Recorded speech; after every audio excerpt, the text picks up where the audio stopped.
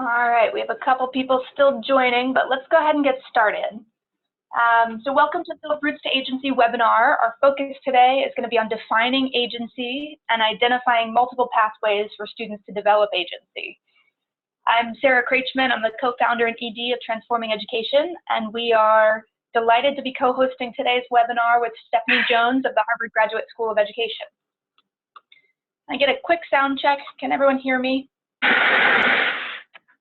Yes. Okay, great. Always good to check before you go too far, right? Right. So if we flip to the next slide, this is just a quick intro to Transform Ed, where our mission is to support educators and education systems in equipping students with the mindsets, essential skills, and habits, or what we call MESH, that they need to succeed.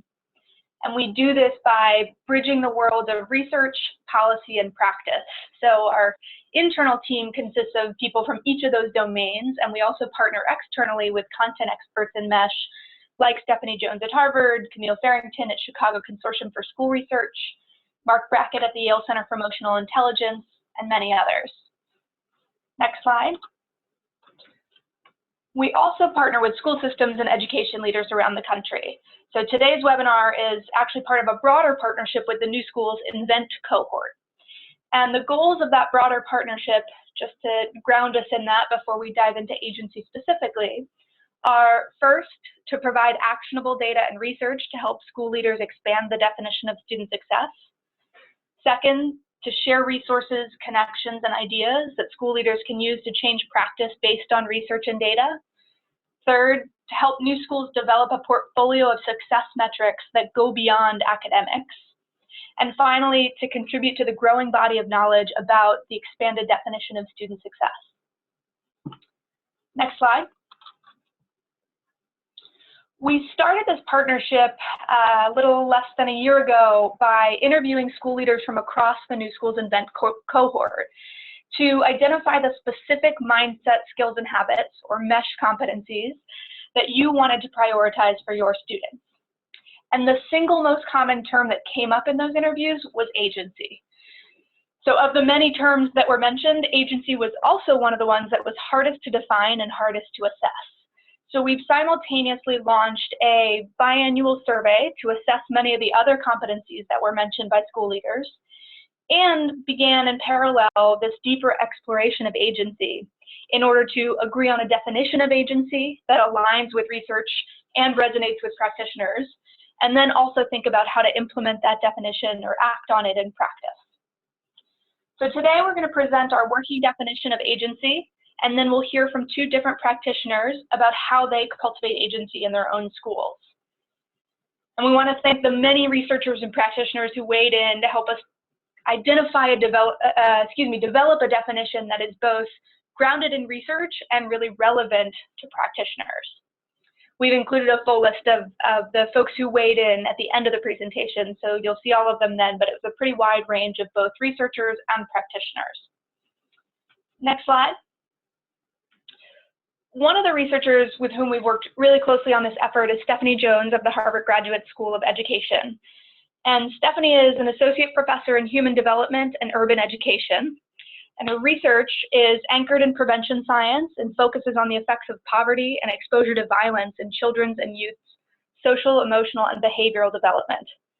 She works with program developers, including Sesame Street, and has conducted numerous evaluations of programs and early education efforts.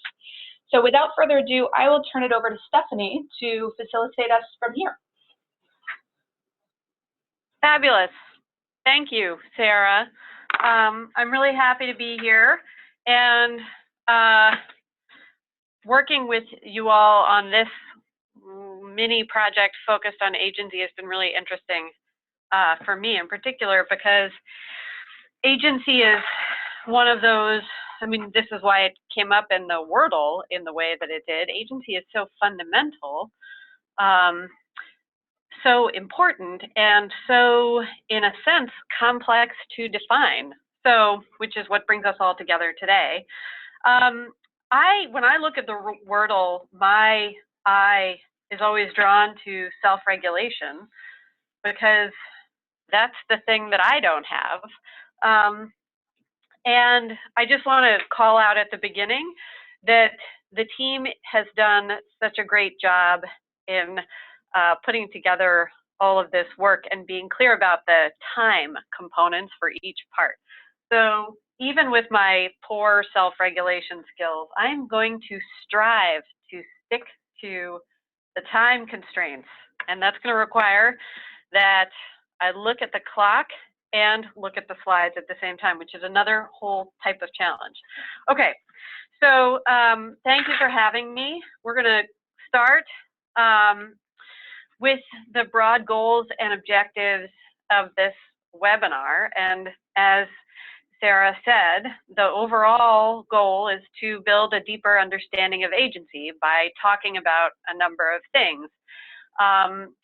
Those four broad things include a theoretical and research-based definition of agency and its component parts, talking about the underlying skills necessary to build agency, talking about how agency develops and looks across a whole developmental spectrum, so from very early childhood into adulthood, and then considering developmentally appropriate approaches to supporting students' expression of agency. So we're going to cover all of these things in a relatively short amount of time. And I understand that there is time at the end where we can have some more open questions through this crazy chat thing that is that is available through webinars. So I just wanted to say something about why it's so important to focus on clearly defining things like agency.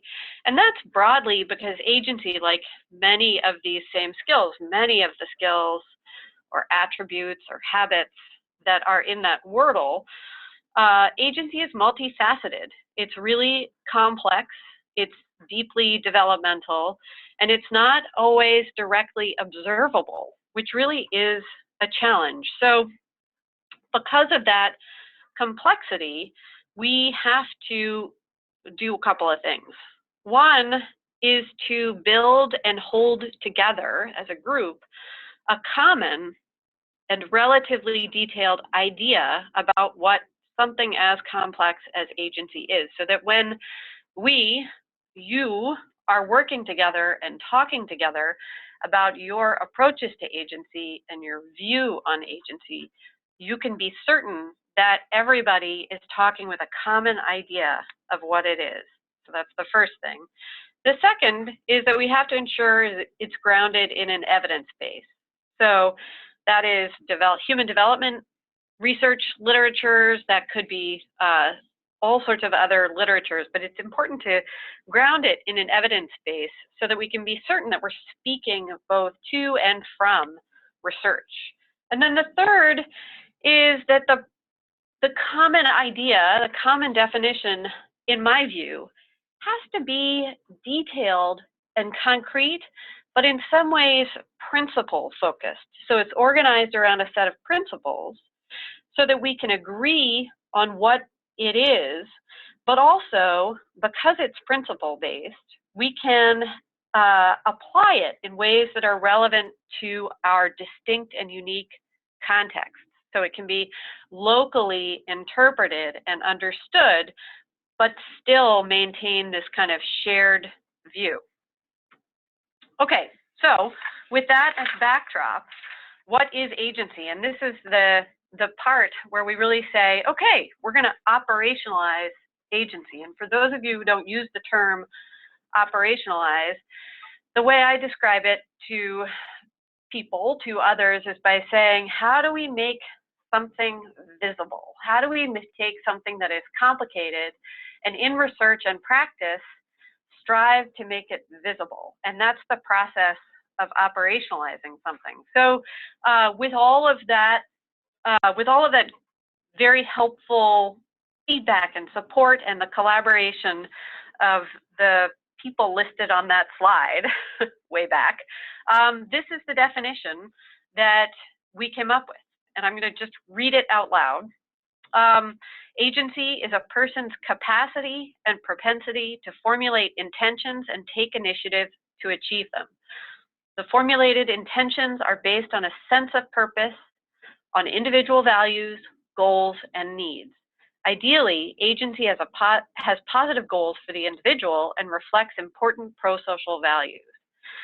So what's core to this operational definition is that it is person-driven, right? So the agency is fundamentally about an individual person's striving and driving to do something of their own, on their own.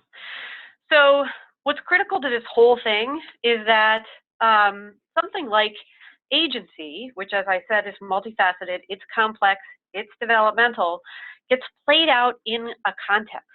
So in the context that's relevant to our joined efforts is school, but agency could be played out differently or differently understood in a different context. So we have to always think through what is the context that we're locating this definition in.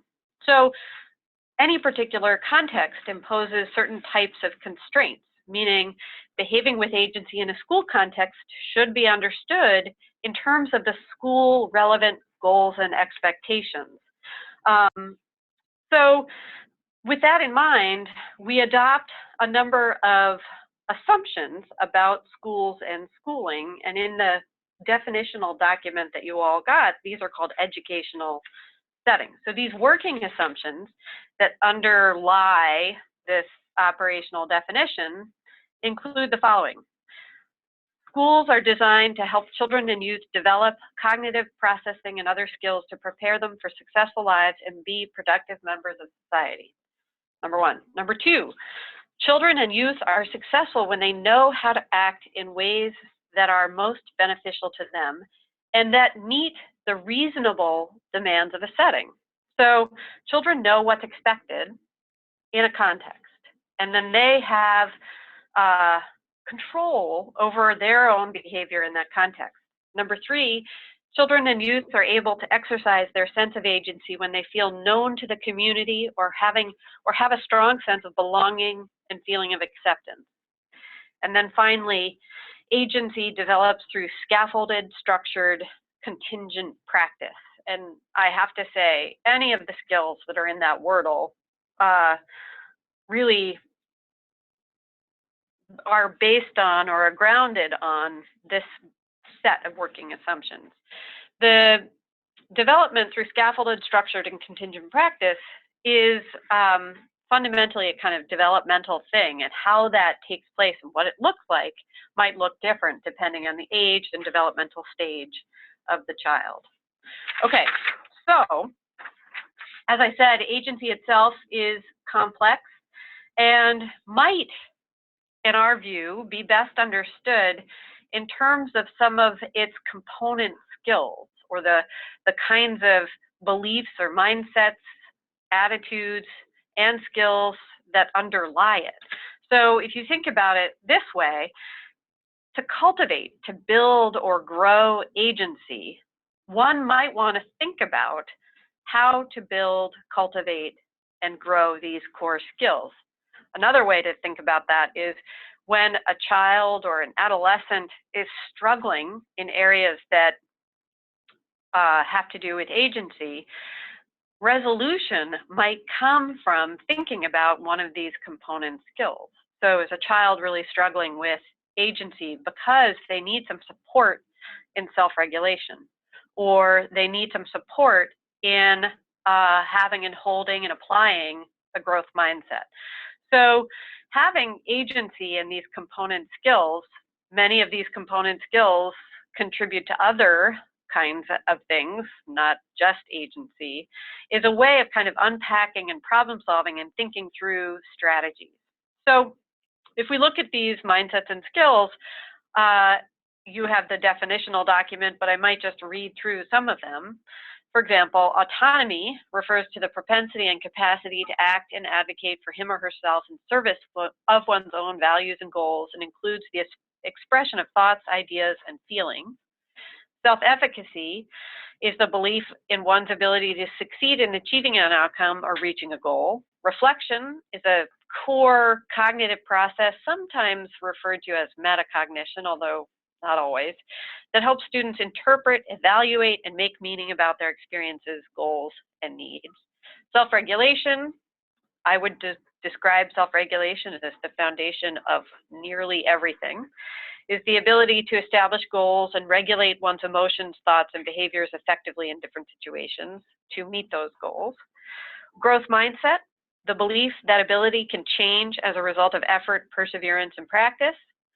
Awareness of self and community, awareness about one's thoughts, identity, values, goals, and needs, as well as those of the community in context. And of course, awareness of the demands and the goals and the objectives of the setting, be it a classroom, a hallway, a school at large.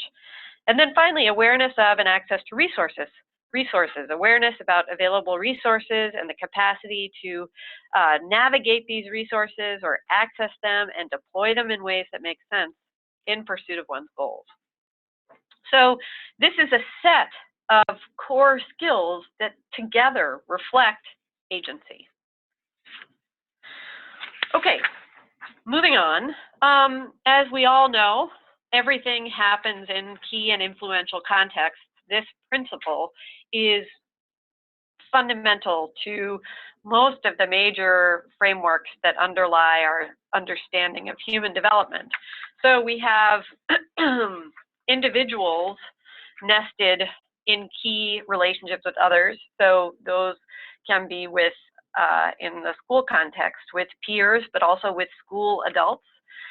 All of those relationships are playing out in the context of a particular school and classroom culture. If you think about schools as their own ecosystems, you could think about all kinds of microclimates or microcontexts in schools that have and hold their own cultural norms and values and expectations. And then all of this plays out, of course, intersecting with family and local community culture, but also in the larger society and expectations that surround all of us. So this set of contexts contribute to the development of ways, of course, and I'll just list some of them here. First, by providing resources, including access to social supports and material resources that can make goals attainable. By allowing an individual to express his or her autonomy by offering age and setting appropriate opportunities to make choices, express thoughts and ideas and opinions. By encouraging participation in self-directed practices, so respecting children and youth as drivers of their own learning, so creating the conditions that enable children and youth to drive what they're doing. Cultivating a culture that supports and encourages the individual's sense of agency, and finally, working to align on a shared understanding of the value of agency across different contexts. So all of this, everything actually in that wordle, including agency, plays out and is in kind of dynamic interaction with all of these key and influential contexts. So, here. And here is the animation that shows that. Okay, so if we were to step back and ask ourselves, what allows students, and I would say adults, to show agency? What are the conditions? It's not simply enough to simply have those component skills.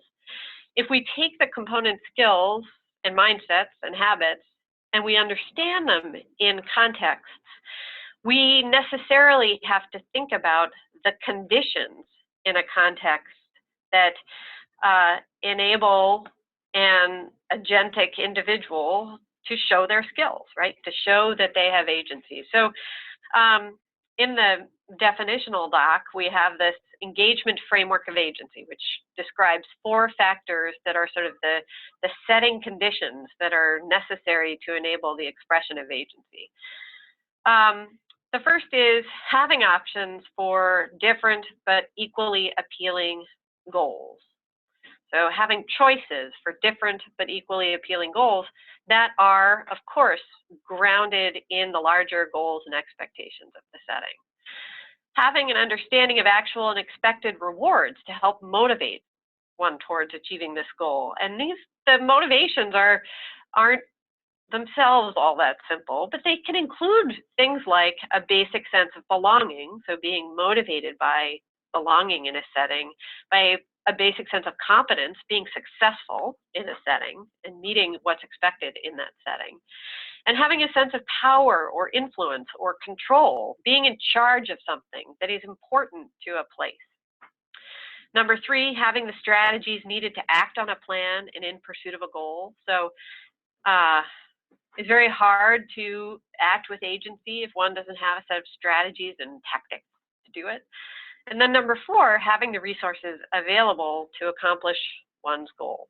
So these are, I like to think of these as like the conditions that allow agency to bloom, to express itself, to be apparent. So we thought it would be useful to describe all of this in the context of a case. And in my work, sometimes we find it helpful to take what are complex concepts and then locate them and see them in a kind of worked real-world example. So the team has written up a case, and I'll give everybody just a minute or two to read it to themselves. And then I think using the magical chat function and with the definitional document in mind or in hand, if you have it, tell me what you see in this case example of the basic mindsets and skills that undergird agency, or even in the setting conditions in the engagement framework of agency. And I'll just sit here, I will regulate and be quiet for 2 minutes while everybody reads through this case and thinks about some of those requisite skills or conditions.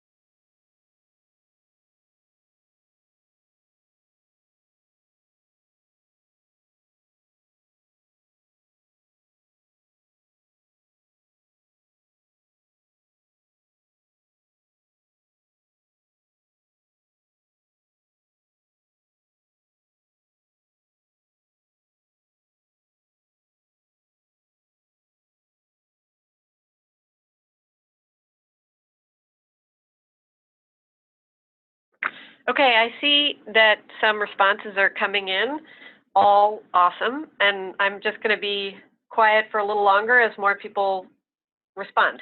Okay.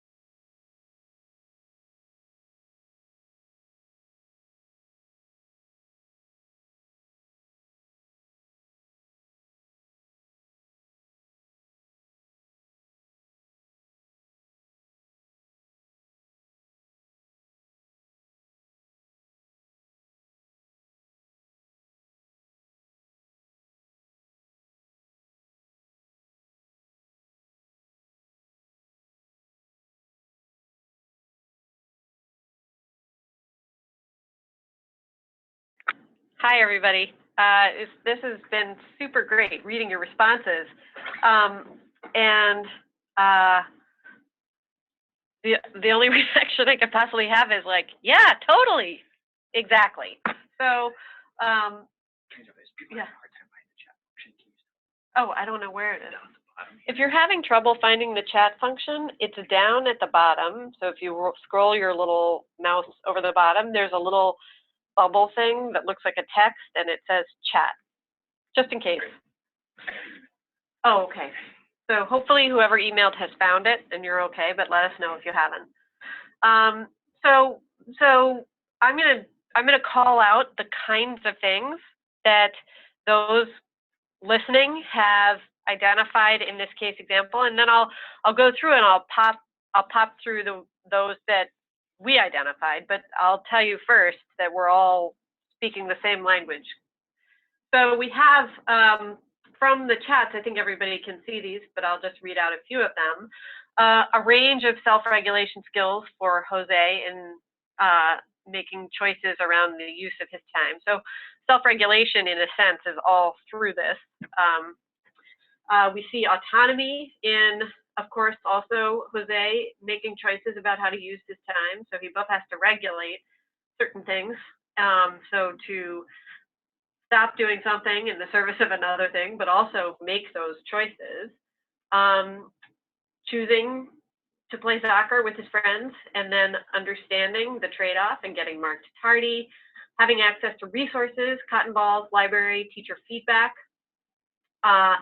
Anna is exactly her age, which is I can do it. So she insists on putting her own coat away.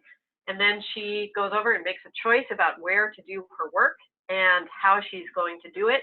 Of course, again, within a set of setting-induced constraints that make sense, that are reasonable, and that kids know about and understand. There's a clear goal for Anna about what she's doing, which is again, back to these constraints. There's an endpoint, but she has flexibility in how she gets there in terms of that project. Self-efficacy, hanging up her coat, reviewing her choices, feeling confident that the choice she makes is something that's going to work for her and is okay in the setting, being aware of resources and having access to them, knowing where they are. Jose's belief that he could improve his essay with hard work. So growth mindset, revising the assignment, adding to the original book. In Anna's case, both showed reflection, so they sort of considered their previous choices and how that affects their choices moving forwards. There was some reflective practice going on in there. Each has a strong sense of purpose. They feel confident. They know what the goals are. They have their goals.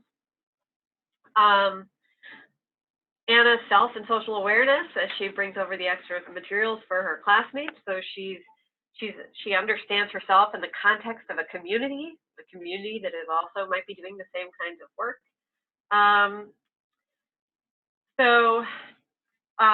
I'm going to just click through those that we identified in this case example that are not different from those that you identified. So here we have an example of autonomy. So just to be clear, some of these components, and this is what's complex about a case, of course, is that it's a useful illustration. Some of these components could be referred to as different kinds of things.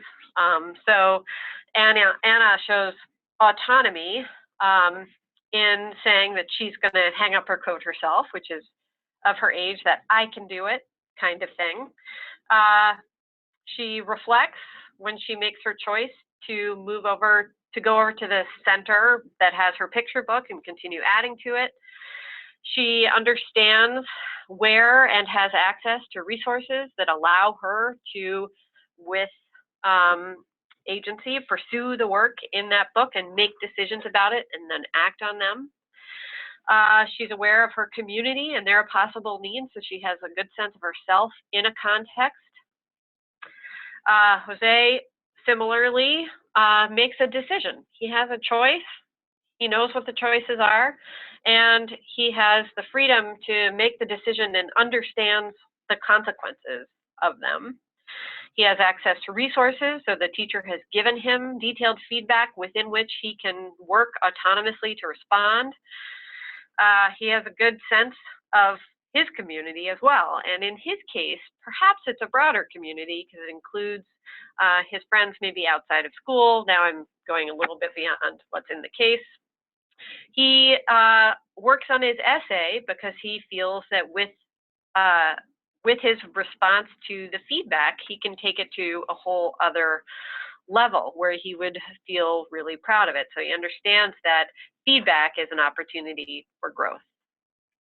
And then he feels like he can do it. He has the sense of self-efficacy that drives him forward with the sense of capacity and competence. And then he has self-management, which means that he understands that he's made a trade-off and he understands the consequences, and he has enough emotion, knowledge, awareness, and self-regulation to manage that particular feeling, and he's fully aware of it. So I hope that this kind of tool, using a case like this, is helpful in seeing inside what sometimes seems hard to see, and identify these component skills that together reflect agency. Okay, so moving right along to the developmental portrait. So one thing so I'm a developmental psychologist, and I spend a lot of time thinking about how something at its core can be the same, but look different and manifest differently across a long developmental period. And agency, like many other things, is very much that way. So in early childhood, we can think about these stages as stages. Often theorists in human development organize things into stages, but we recognize there's a tremendous amount of variation in any particular stage, and of course they overlap to some degree. They're not fixed, and it's not necessarily the case, because there's a fair amount of debate about this, that one stage must precede another for an individual to be successful. So with that all as backdrop, we have early childhood, which is characterized by autonomy. Children learn to exercise their will. Anybody with a 2-year-old knows this really well. Children exercise their will by making choices based on individual preference. So a child deciding, a good example of that is a child deciding and announcing that he or she wants to dress himself for outdoor time by exclaiming, "I can tie my own shoes, let me do it." And it may be that they cannot do it, but they want to try. And so they should. The next stage preschool, ages roughly 3 to 6, characterized by initiative. Children learn about purpose and their ability to initiate activities with others and carry out plans. So children have a sense of themselves as more embedded in the world, and they are acting on activities and engaging in things, and they can make and act on plans. So a good example of this is a child directs their own work in choice centers by selecting their own materials and deciding what they want to create at the art center. So something one often sees in early childhood classrooms is fixed art projects. So art projects that have a model that everybody is supposed to follow. That is not an example of how to promote initiative. One could generate the structure of an art project. Everybody is going to make a bunny today, and here are our materials to support us in making a bunny. But the child is directing their work by making the bunny with those materials in the way that they see the bunny. So those are important differences, but that kind of project supports initiative. In middle to late childhood, that period, ages 6 to 11, sometimes this is called the sort of quiet period of development, but it's anything but, as you can see by the term that describes it, industry, busy. Children learn to be competent and effective at activities valued by others. So children begin to act on and engage in work that is designed by others and to value it. So a good example of this is a child volunteering for a classroom job, such as watering the class plant or helping distribute materials for the teacher. Often in this period, children have classroom jobs and are either assigned them randomly or go through some complex strategy of picking them, but they are in charge of that job. It could be the recycling, it could be the watering the plant, it could be helping with the calendar, but the child is in charge of that job. Moving on to the next set. Unfortunately, the age groups are not quite updated. So the first row should be early adolescence. We'll update this for you. And I would say that the first two rows, so we have the first row is early adolescence. The second row is late adolescence. And you might want to think about these two rows as about the question, who am I? And in a sense, early adolescence is characterized by looking inward, but looking close, right? So understanding who am I in terms of local groups. So adolescents look inward to understand their own sense of self and their role as a group member while working to find a balance between the two. The second, the middle row, which is late adolescence, is again that question of who am I, but it's who am I maybe looking outward. Who am I in the world? So this is really about adolescents working to develop an understanding of themselves, their values and goals as they evaluate where they might want to go in adulthood. Where are they in the world? So a good example of that is an adolescent demonstrating cooperation and respect for others by leading a class initiative to restore a local playground in collaboration with students from another school.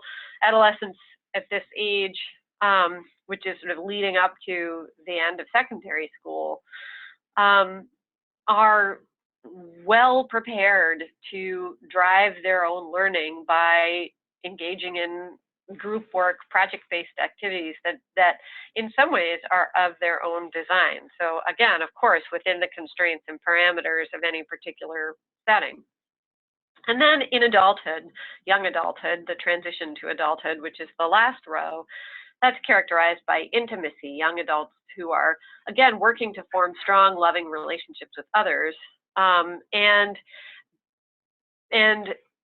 trying to find a balance between the self, asserting oneself and one's own competence, and finding meaning and valuable work, and finding ways to relate to, cooperate, and merge with others.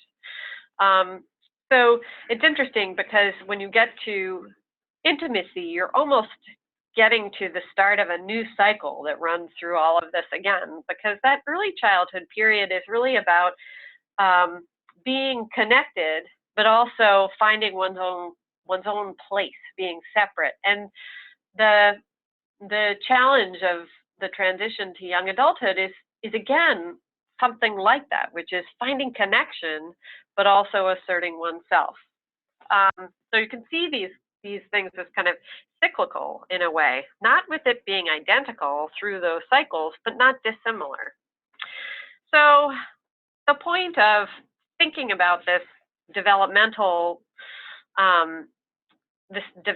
spectrum is because what we expect from children, young, medium, older, and older still, really is different, and their skills and capacities are of course different depending on developmental age and stage, and the kinds of supports and structures are likely to have to vary across this whole period. And one way to think about this whole period is one of moving from largely other directed, where if you think about it as a balance or scales, early childhood weighs more heavily toward being structured and supported by adults.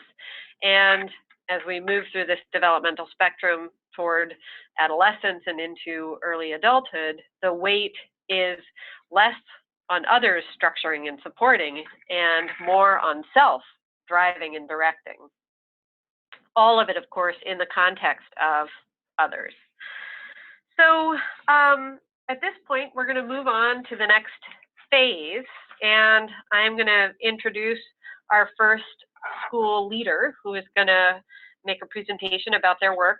And it's odd to introduce someone you don't know, but I'm going to do it anyway and just say that we are now going to hear from John Hanover, who is the Executive Director of Roots Elementary, and is going to talk about their work on agency in their setting. So I will turn it over to you, John. Right. Can you all wonder if there's a way to indicate whether folks can hear me to make sure the microphone's working? Yeah, I can hear you. You can hear me? Wonderful. Well, hi all. Excited to be here with you as a kind of co-learner. Stephanie, that overview is awesome and super helpful, and is kind of what I usually do at the beginning of these kind of presentations, but at 10 times the depth and quality. So that was great.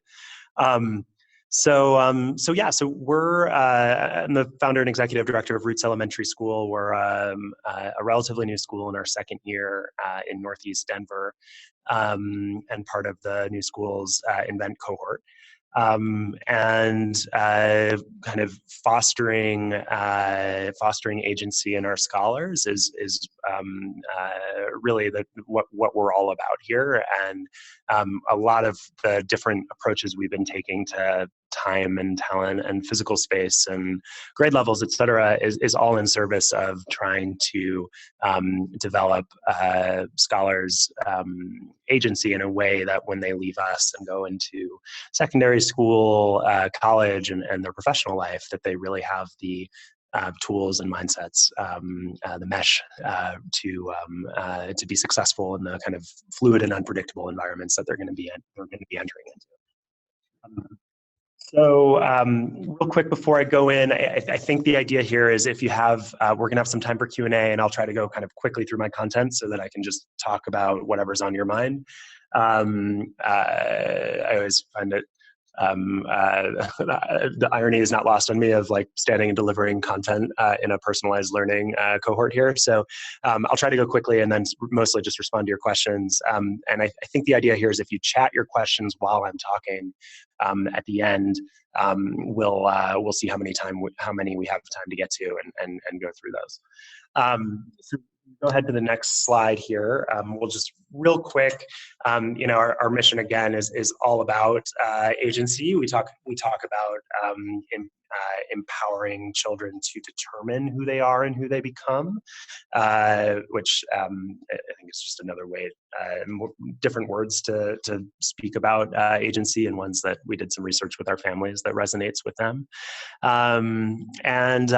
If you look at what makes us unique, probably half of those things are really about agency. So making learning personal, so about a scholar as opposed to a one-size-fits-all, empowering students to make decisions, and then pushing our students to be creators, not just consumers of their education or of their world as a whole.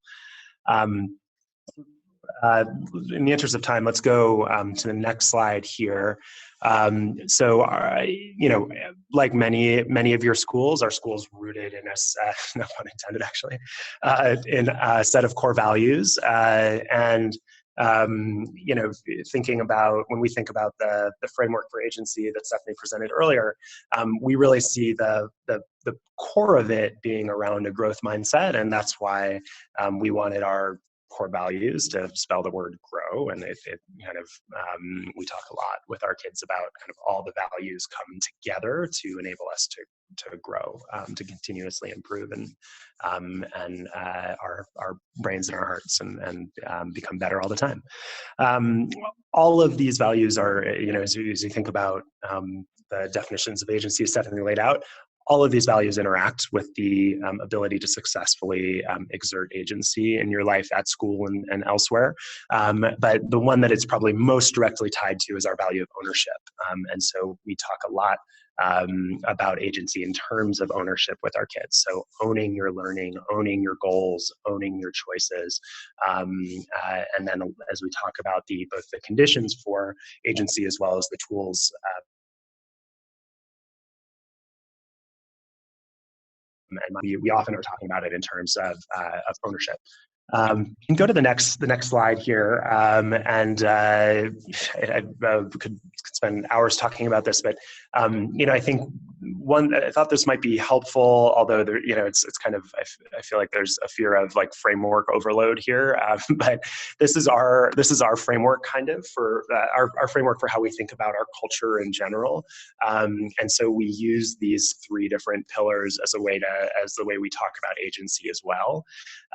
So just to kind of frame how we think about it, it starts with identity, and a strong identity requires a lot of we think of a cluster of those words and skill sets that Stephanie mentioned. So it's anchored in self-regulation, right? That I can actually regulate myself, so that I have a self that I can manage and regulate and control.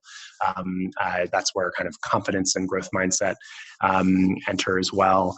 And then, it kind of next goes to a purpose, right? So you have for agency to really happen, there needs to be, as Stephanie was saying, some intentionality, something, a goal that you're trying to achieve.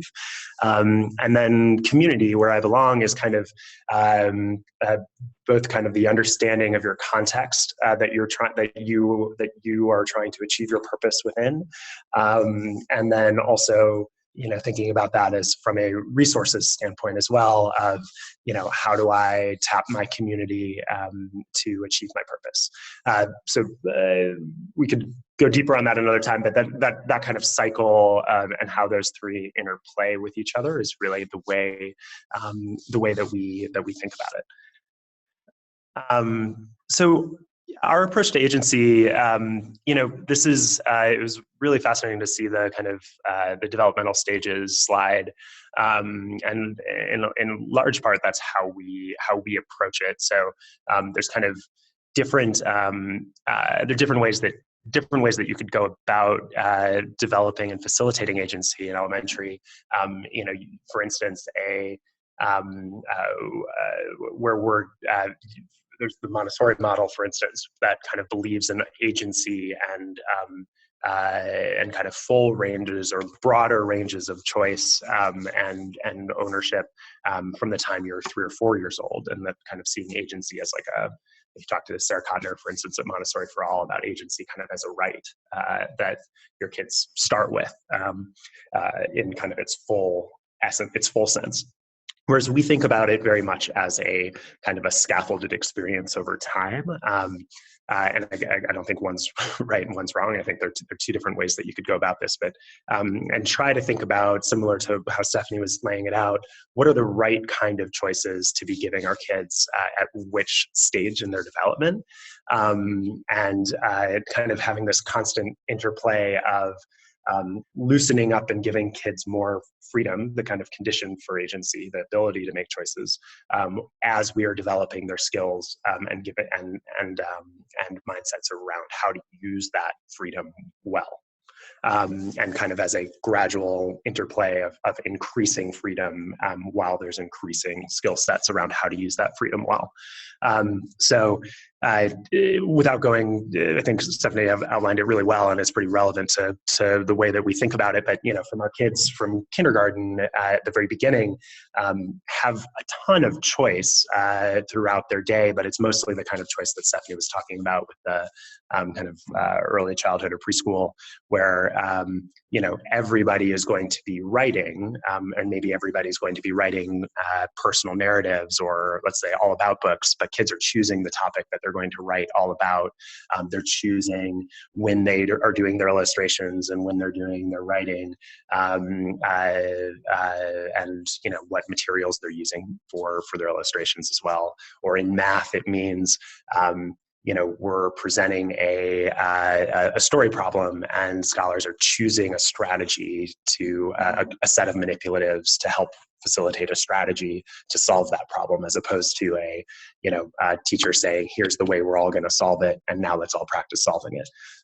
Or for instance, in writing, common approach in kindergarten is we're all going to be writing the same thing, and we're copying sentences, or we're kind of all writing the same thing at the same time.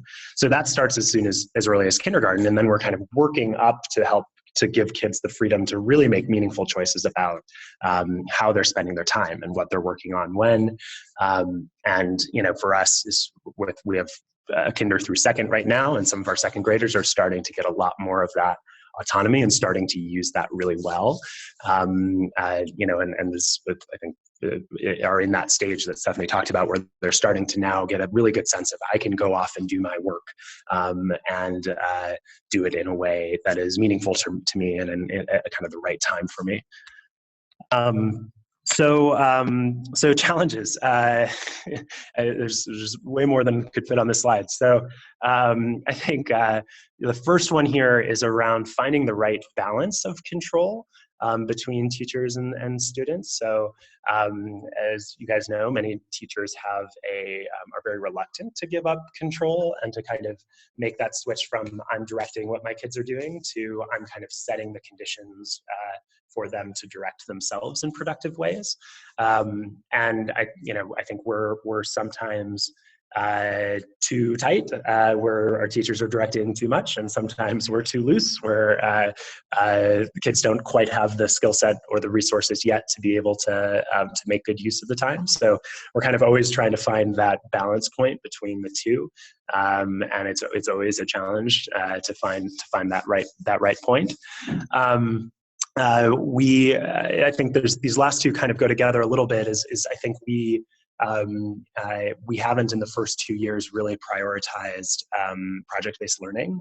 We've done some small things here and there, but for the most part have thought about choice and self-direction within kind of content areas, not as kind of long-term individual or group projects where you're kind of diving deep into something and developing an output over weeks or months. And it's something we really want to do more of, and are kind of putting plans in place to do, to start doing more next year. Part of this, as you guys know, it's just the capacity to be thoughtful about it is really challenging. And so we're finalizing budget in the next couple of weeks, but I think we're hoping to have basically a full-time position on staff that's a kind of a teacher level position, but not a classroom teacher who's able to kind of help facilitate these kind of passion projects where on an individual basis. So if kids are really across the school, if we have 8 kids who are really jazzed about marine biology,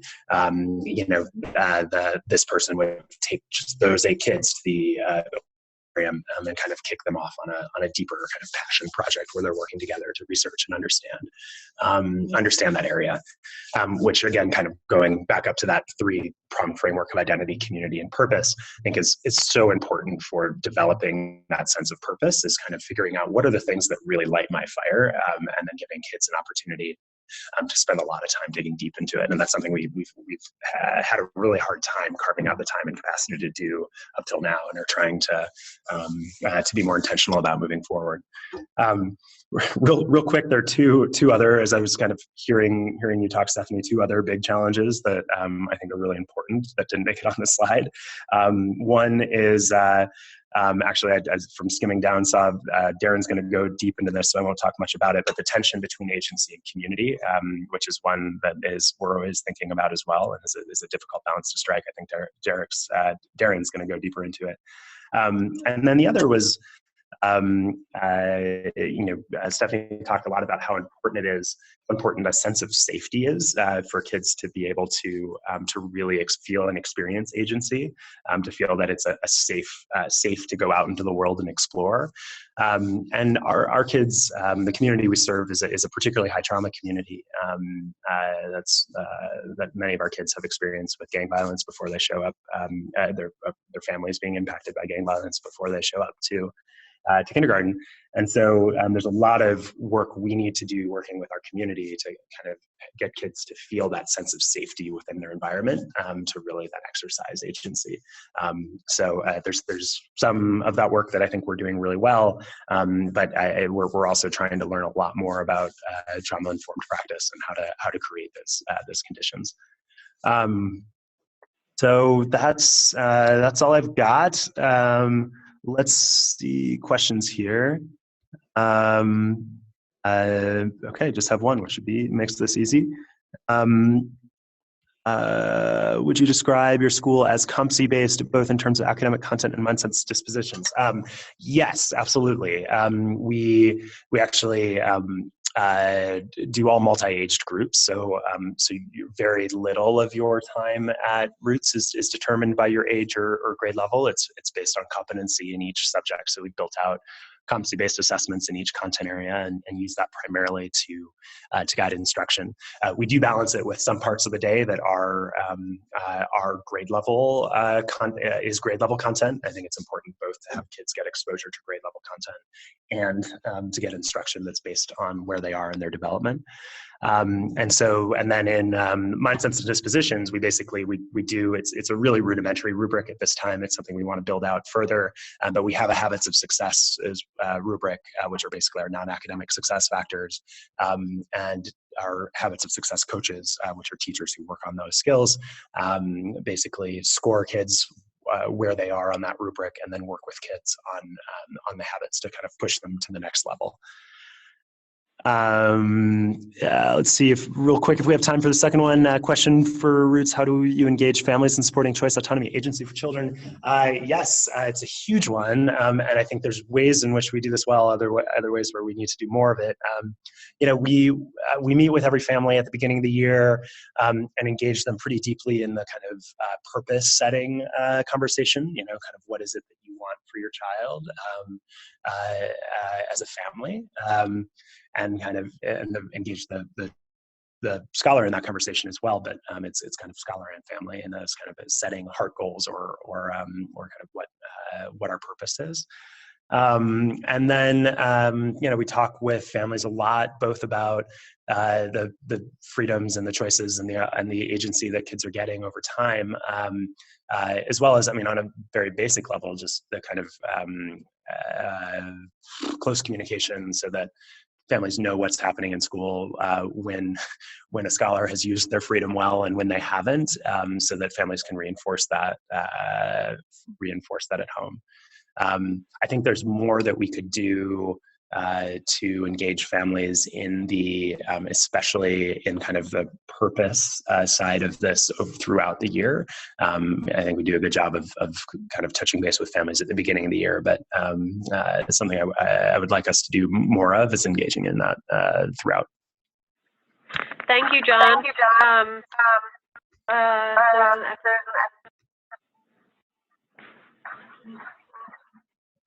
Oh, you can mute yourself. Sorry, John. Oh, sorry. Thanks, guys. Thank you very much. It was so interesting. I, of course, have 1,000 questions and all sorts of things to say, but I will not do that. So now we'll move on to Darren Dixon, who is the Chief Culture Officer at Valor Collegiate Academies. Over to you, Darren. All right. I'm hoping everybody can hear me. I'm going to check the chat. If you can't hear me for any reason, let me know. We can hear you. Yep. I'm assuming we're good. Well, nice to meet you all. This has been fascinating to listen. Thank you, John, for talking about roots. I'm always inspired by y'all's work.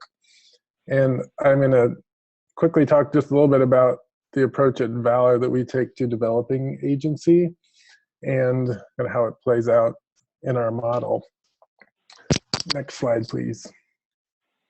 All right. Well, one piece of grounding information is that I am a child and family therapist. So I really do bring more of a therapeutic perspective, and part of the foundation of our school is that we have a balanced approach to education, which means we really value integrating social and emotional learning into our academics. And we really see the development of agency as an outcome of intentional focus on developing the social and emotional capacities, both in the adults and in ourselves. Our mission statement includes some words that I think really lend themselves to the discussion about agency, empowerment, living inspired and purposeful lives. We think those are all, to do any of those things, require a real sense of agency in your life. And another thing that we think is really important, because I think valuing social and emotional development is clearly important if you're going to be creating kids and adults that have that sense of agency in their life, is that a lot of people in the high stakes education world really worry that their academic achievement will go down if they focus too much on these or take too many risks in terms of model design. And so we are happy and believe that actually focusing on this actually can amplify your academic results. And we're really pleased with our early results that we were in the top 1% for both achievement and growth in Tennessee. So we really believe that focusing on this can amplify academic results. Right, next slide. So our basic philosophy of our school is built around the metaphor of a compass, but that metaphor is actually grounded in attachment theory, which is something I've been trained in. And first and foremost, that boils down to the statement that we believe we teach who we are, and that having grounded adults that are providing a safe base for children is really the foundation that's needed to empower kids to explore their worlds, which is just a basic tenet of attachment theory, and we really drive that home throughout our entire school model. We have a human development model, which we call the compass, and the compass is actually we don't use the word agency, strangely enough, anywhere in our model, but I think the compass metaphor itself is actually a great metaphor for having agency in your life. Being able to build an inner compass, set the direction of your life, and make choices is really another way of saying the same thing. So everyone within our community is grounded in the idea of working the compass, which means growing in body, heart, mind, and spirit in pursuit of excellence in every dimension. Next slide. All right, so our school culture is really built around this relational idea, and we ground it in what we call our valor commitments. And this is, I'll talk in a few slides about the balance between agency and communion, but our relational agreements and really creating that safety so that kids can have the agency to explore is really grounded in our relational agreements. These exist in a really powerful way throughout our culture. We hold ourselves to it as adults. We really work with our kids on thinking through all of their choices and actions in the community in relation to these commitments. So things like committing to seeking diversity of perspective, committing to speaking to the person, not about the person, those really live in our community, and I think set the framework for the social emotional development we want to see in ourselves and our kids. The signature practice in our school where we really develop these social emotional skills is what we call Circle. And everyone in our community meets every week for 60 minutes at a minimum to explicitly work on growing themselves as individuals and in relationships with each other. we really believe it's essential, and that most school models don't have this, to teach and practice skills in real time, in relationships and in communities, so that they can grow as individuals and as a community. Our circle is a really ritualized practice, and it serves as the enactment of our culture. I wish I had more time to tell you all about circle, but I really just wanted to set the context that that's an important kind of element in our school culture. All right, next slide. So I'm going to go over 2 slides about that kind of frame our specific approach to framing agency and developing it in our scholars and in ourselves. And the first is that we're really drawn to the idea that, from an evolutionary theory and developmental theory, that there's really 2 twin drives of development, that it's both agency and communion are required for healthy development to occur. And we think this is really important, especially in the educational context, because we live in a Western society that is hyper individualistic in many ways, and there's a big push towards personalization and individualization. But we think that that can get out of balance pretty quickly if it's not thought of within a bigger context of also considering collectivist rights and collectivist needs, and really balancing that need for agency and communion at the larger scale. At the smaller scale, for an individual kid, we really think about this as that optimal growth happens when we feel confident enough to both seek out and explore our world, but then are able to make meaning of those explorations within the context of our most important relationships.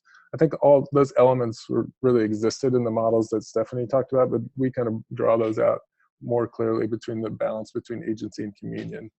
One way that this plays itself out at our school would be an example within our circle process. All of our kids are working on a competency-based, self-directed social and emotional learning plan, but at various elements in that process, they are asked to wait, or they can't continue to move until other members of their mentor group or pride who are in their circle have made progress. So they're actually assigned to move back and partner with somebody who's a little bit farther behind, and intentionally work with them and kind of wait until they can get the group caught up. And that embodies our commitment of leaving no community member behind.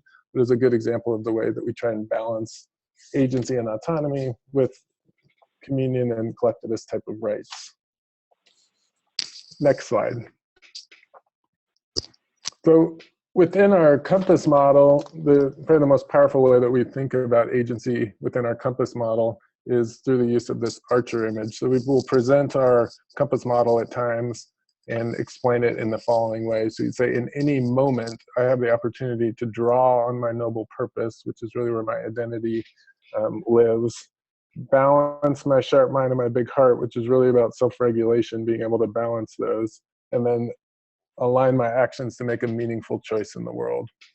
So the key elements that I want to draw out of there is that we really think knowing who I am in the identity development, self-authoring in particular, is a fundamental need for all of us, but especially for kids. And so we spend a lot of time in our SEL work on teaching kids how to develop their identity, knowing who they are, identifying their values, their hopes, their dreams, thinking about what grounds them, what relationships are important to them, and helping them develop an ongoing narrative of their own self-story, and recognizing that they are the author of those stories.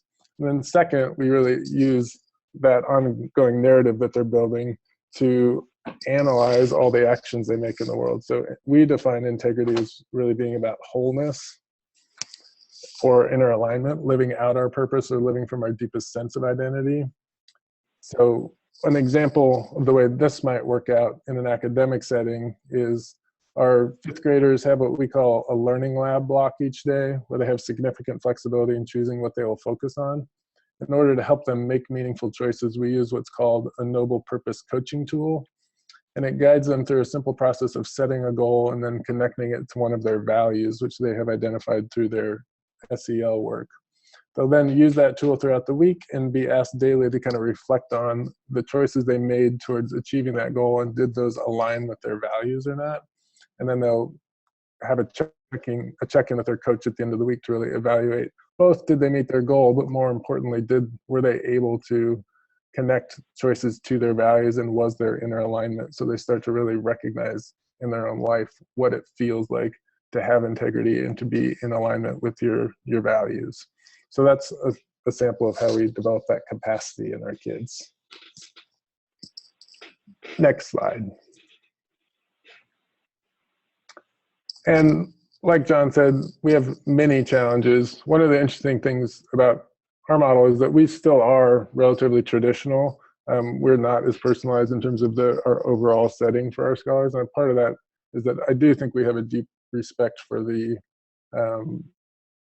amount of time it takes for kids to really develop the inner capacities and resources to be ready to take full advantage of choice. But in other ways, I think we could push ourselves to do more personalization in different places. And then a couple of other ones that I heard John talk about, and it's almost two ways of restating the same thing, but the complications of organizationally and the kind of model, from a model perspective, of balancing having many scholars embarking on different paths while also having a sense of cohesion, and or having kids go at their own pace, which we do in our SEL model, and balancing that with having ways to incorporate or teach skill acquisition in group settings so that we make sure that they're all getting the same content and language around some of the key elements of the model that we want to teach them. So I'll pause there and then see if there are some questions. I do see one from Katie. So the first question was, do we co-create the commitments with our community? And Katie, it said you lost audio. Hopefully you can hear me again. Yes and no. Our basic valor commitments are part of our valor model, and so we do ask everybody to abide by those specific commitments as just part of joining our community, and we think it's important to not reinvent the wheel every year. But we do have a larger process where we as a team, when we get family input, look at our valor commitments and align those to what our developing community really feels best represents them. So that's the way we've managed the commitments. I do think there's great value in smaller settings to having specific classrooms or groups develop their own commitments, but in trying to develop it at scale and have that coherence across both of our schools and our entire community, I think that having a universal set can be really helpful also. Are there any other questions? That's probably the fastest I've ever gone through our complicated model. Oh, there's one more. Another question for you, yeah. Carmina, hi Carmina. Could you talk a bit more about the specifics around supporting students' identity development? Yeah, so identity development is done in two ways. Our primary way that we develop identity is through our self-directed SEL program, which is what we call our phase program. So kids are always working on specific SEL activities each year, and they're moving through kind of a Boy Scout, Girl Scout progression of phases over the years that they're with us. One of the core elements of all the phases is they're working on a noble purpose badge. And one of the pieces of our noble purpose badge is that they're always working on an updated version of their life story. And so we have a set of life stories that go from very simple when they're fifth graders in their first months. They really just talk about where they're from and how many siblings they have and what they like to do. So it's very basic. And then by exploration phase in their 6th or 7th grade year, we're having them watch videos about the danger of single stories, thinking through what multi-story identity development looks like, how to understand what dominant stories from the culture they might be living out that they don't want to, stories from their own culture that they may be living out or have adopted that are don't support their values or who they want to be in the world. They do a lot of work around kind of developing their own story and their own identity. I am trained also in narrative therapy, and so we draw a lot from Michael White and narrative therapy work in terms of ways and practices and techniques that we have the kids do to develop their identity. And then through Circle, they also will do enactments of those with their peers, where they will kind of play out or present parts of their life story and get feedback or resonance from their community to kind of reinforce the storylines that we want them to reinforce. And to answer your final question, yes, we do have all of our phase packets are open source, and so I'm happy to share our phase work and the kind of prep that the kids do in and outside of circles on their identity development.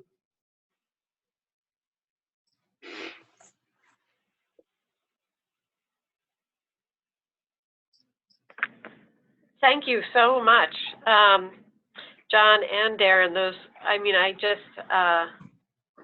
we've been whispering while you've been talking in the best way. Meaning, it's just, your models are so interesting and so clearly well articulated. And I of course now want to go visit your schools and look at all your materials, and super impressive, and thank you for sharing all of that information. I'm sure we could talk for several hours about what you're doing and how you're managing all of those parts. But unfortunately we can't right now. So we have a set of questions that came in from the group, and I've read through them and I have some thoughts about them, and I think that for many of them, some of the ideas have already come up. And then perhaps if I go quickly through these, there'll be an opportunity for an open question, and then we'll wrap it all up. Okay, so the first question had to do with, is agency a skill or an orientation? And I'll just read the question quickly. Is agency both a set of skills, the ability, i.e. the ability to act in ways that influence their own experience, and an orientation to the world, i.e. the belief that you can influence events to produce desired effects? I think if you go back to the kind of the picture that has agency in the middle and all of those component mindsets and skills, it is clear that our perspective is that agency is both a skill and an orientation. So I would describe self-regulation as a particular skill that supports agency, or agentic growth,